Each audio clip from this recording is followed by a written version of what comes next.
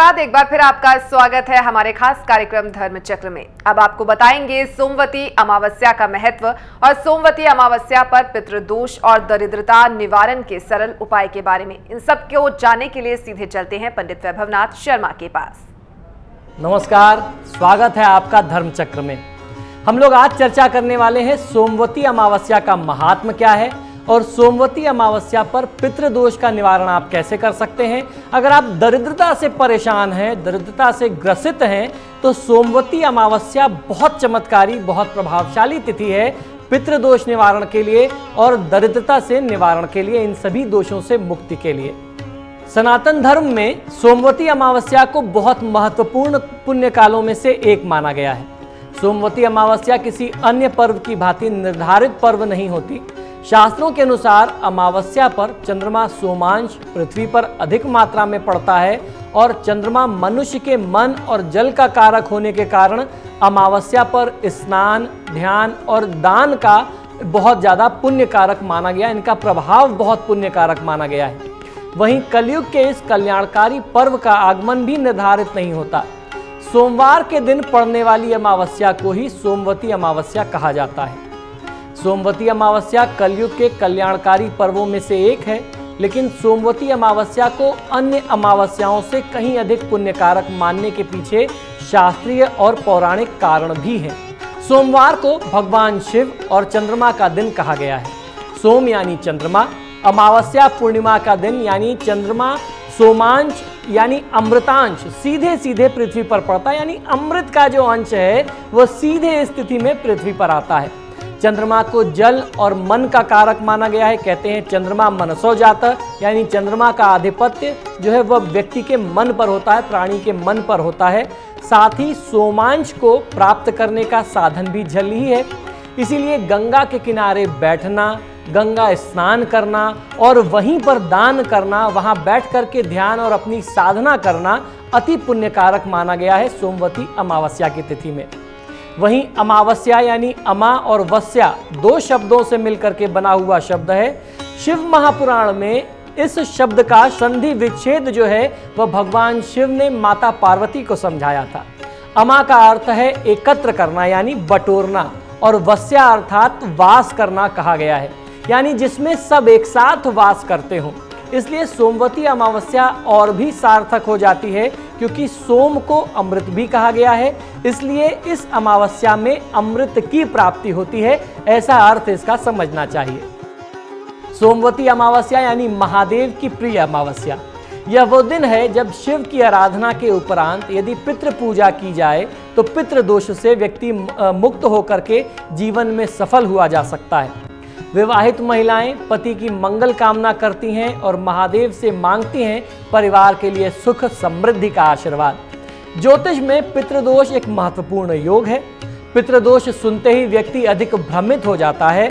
पितृदोष के बारे में अधिकतर ज्योतिषियों और विद्वानों का यह मत है कि पितृदोष पूर्वजों का श्राप होता है, जिसके कारण इससे पीड़ित व्यक्ति जीवन भर तरह तरह की समस्याओं और परेशानियों के सामना करता रहता है तथा संघर्ष करने के बाद भी उसे जीवन में उतनी सफलता नहीं मिल पाती जितनी उसकी योग्यता है या जिसका वह व्यक्ति पात्र है।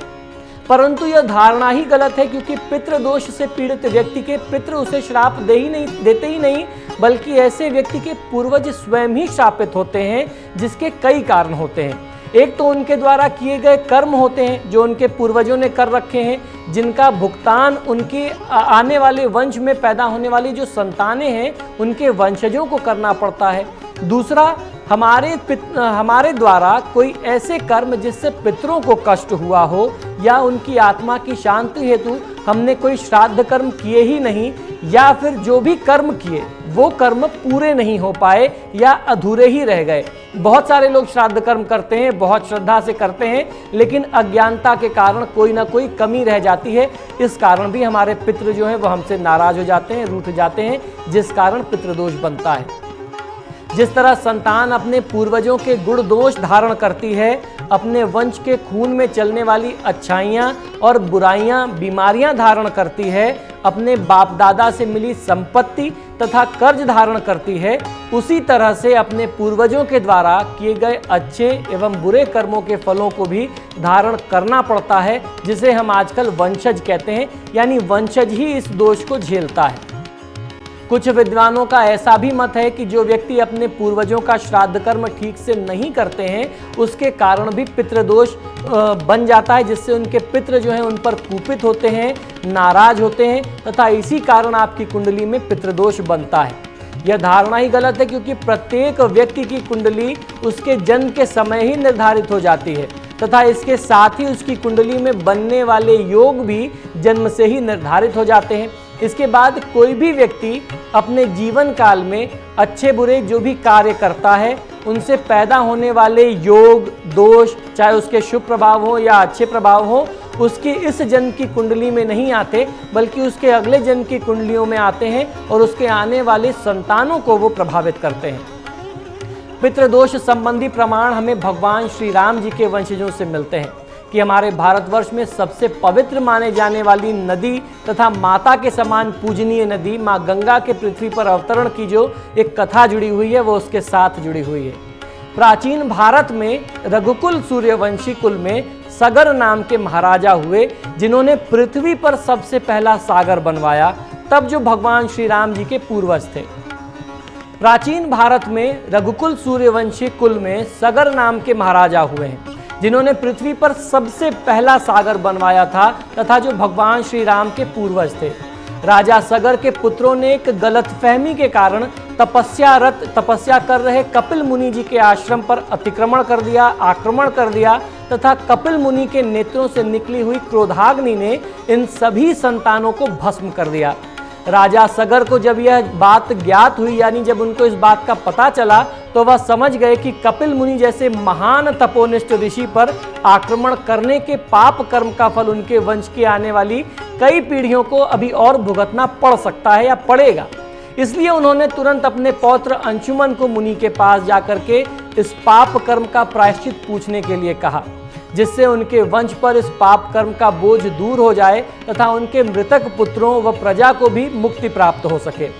अंशुमन के प्रार्थना करने पर मुनि ने बताया कि इस पाप कर्म का प्रायश्चित करने के लिए उनके वंश के लोगों को भगवान ब्रह्मा जी की तपस्या करके स्वर्ग लोक से सबसे पवित्र नदी माँ गंगा को पृथ्वी पर लाने का वरदान मांगना होगा तथा गंगा के पृथ्वी लोक पर आने पर मृतक राजपुत्रों की अस्थियों को गंगा की पवित्र धारा में प्रवाहित करना होगा, तब कहीं जाकर के उन्हें मुक्ति मिल सकती है।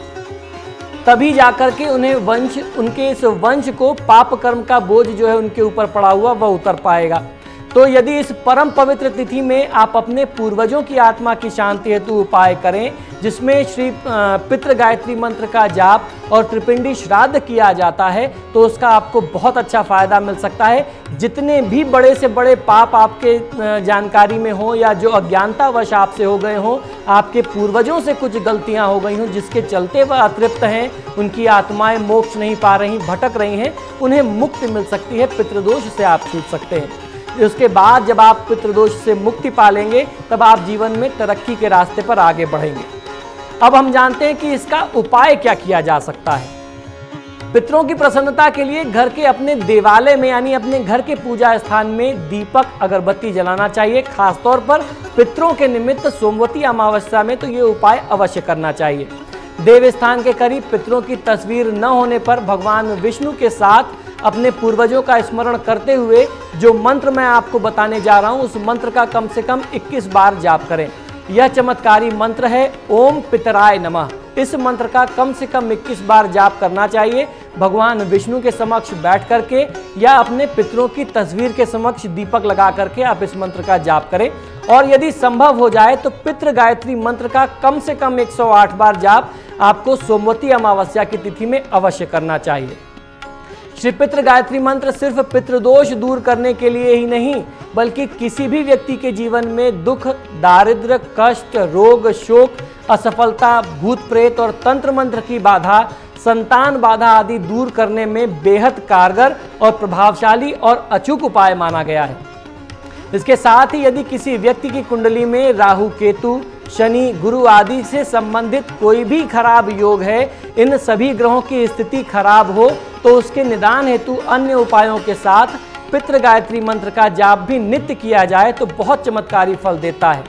इस मंत्र का जाप शुक्ल पक्ष की एकादशी, त्रयोदशी, चतुर्दशी, पूर्णिमा या फिर कृष्ण पक्ष की अमावस्या, खासतौर पर सोमवती अमावस्या से यदि आरंभ करते हैं तो फायदा मिलता है। और यदि अगर आप बहुत ज़्यादा परेशान हैं तो कृतिका या रोहिणी नक्षत्र में भी आप इसे आरंभ कर सकते हैं जाप करना। जाप से पूर्व किसी योग्य ब्राह्मण अथवा आचार्य को बुला करके जाप को आरंभ करने का और उसकी एक संख्या निश्चित करके विधिवत संकल्प करवा लेना चाहिए। फिर ब्राह्मण देवता को अन्न, वस्त्र, धन, दक्षिणा आदि दे करके आप विदा करें। तदुपरांत अपने आप जाप को आरंभ कर लें। नित्य प्रति 11 माला जाप करना चाहिए। जाप हेतु सफ़ेद अथवा पीले वस्त्र धारण करें और सफ़ेद अथवा पीले आसन का ही प्रयोग करना चाहिए।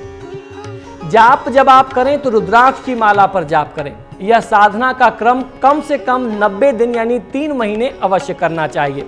तो आइए जानते हैं जिस मंत्र के बारे में इतनी हम चर्चा कर रहे हैं, जो जिसकी इतनी महिमा है, जो इतना शक्तिशाली है, वह पितृ गायत्री मंत्र है क्या।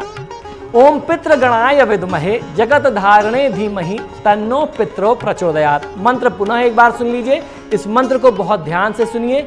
ओम पितृ गणाय विद्महे जगत धारणे धीमहि तन्नो पित्रो प्रचोदयात्। इस प्रकार से आपको इस मंत्र का उच्चारण करना है।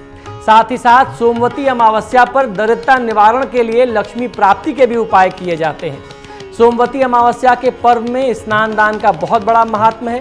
इस दिन मौन रह करके स्नान करने से 1000 गौदान करने के समान फल मिलता है। इस दिन पीपल और भगवान श्री विष्णु का पूजन तथा 108 बार उनकी प्रदक्षिणा करने का विधान है। 108 में से जब आप 8 प्रदक्षिणा पीपल के वृक्ष करते हैं तो उस समय में पीपल के वृक्ष को कच्चा सूत लपेटते हुए पहली 8 प्रदक्षिणा करनी चाहिए। प्रदक्षिणा करते समय 108 फल अलग रखे जाते हैं। बाद में वे भगवान को भजन करने वाले ब्राह्मणों या ब्राह्मणियों में दरिद्र नारायण में वितरित कर दिए जाते हैं। ऐसा करने से आपकी संतान चिरंजीवी होती है और इस दिन तुलसी के पौधे की 108 परिक्रमा करने से दरिद्रता जो है वह समाप्त हो जाती है। आपके परिवार से, आपके वंश से दरिद्रता का योग दूर हो जाता है। तो इस प्रकार से सोमवती अमावस्या का लाभ हर एक व्यक्ति को लेना चाहिए। सोमवती अमावस्या आपके और आपके जीवन में, परिवार में शुभता लेकर के आए, संपन्नता लेकर के आए, ऐसी हमारी प्रार्थना है। इसी के साथ हमें आज्ञा दीजिए, फिर मुलाकात होगी। नमस्कार। तो सोमवती अमावस्या पर पितृदोष और दरिद्रता निवारण के ये हैं खास उपाय। फिलहाल यहाँ पर रुकेंगे एक छोटे से ब्रेक के लिए। ब्रेक के बाद आपको बताएंगे कैसे प्राप्त करें मां लक्ष्मी का आशीर्वाद। फौरन लौटेंगे इस ब्रेक के बाद।